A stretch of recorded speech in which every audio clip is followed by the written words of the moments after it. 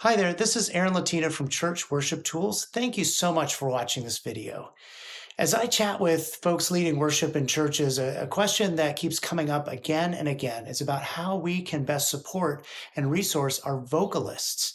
Whether you're hoping to give your worship singers clear, learnable parts ahead of time, or you're looking for great materials to share with your worship choir, finding truly useful resources can sometimes feel like a real challenge.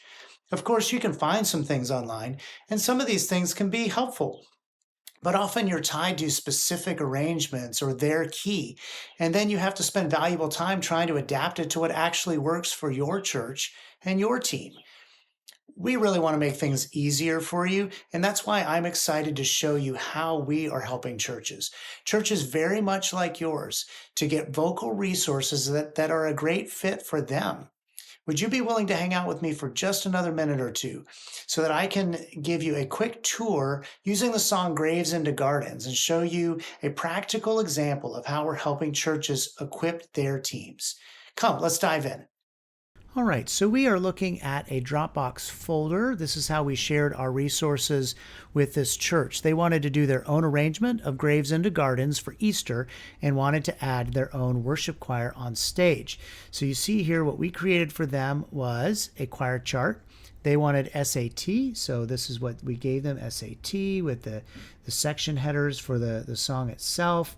This matches their chord chart and matches multi-tracks as well. There's some parts there, and SAT. So there's that. Great to hand out for a choir that's used to reading sheet music.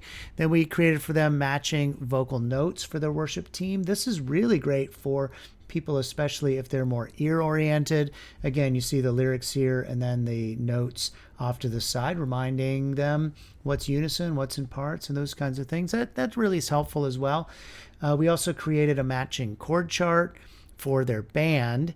And you see here a click and guide overlay. That's basically just the clicks and guides that they would hear in playback in multi-tracks underneath or over top the demo. And that's present in most of these tracks. Totally optional, whatever is most helpful, but that's what this church wanted. And then finally, you see here the vocal tracks themselves, soprano, alto, tenor.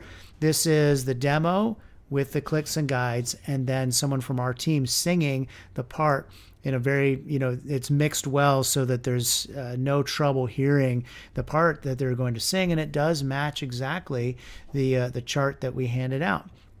Very, very helpful.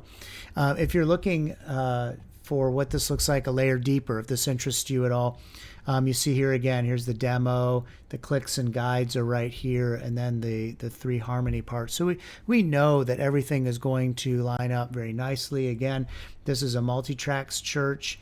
This is totally optional, but it definitely helps churches that use that it's going to sound exactly like it will on the weekend. We do use Dorico for our sheet music as well, and so we know that's going to look great, and everything's going to match there. I would love to be able to play these tracks for you, but YouTube probably will ping us. So the best way to share what these would sound like is to demo a song or two for your church.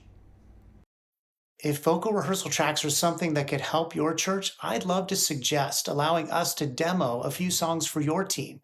We would do this for free, of course, as a way of learning more about your needs. So please reach out to me and we can talk more about what songs and resources would best fit. Thank you so much for watching. I look forward to the opportunity of working together soon.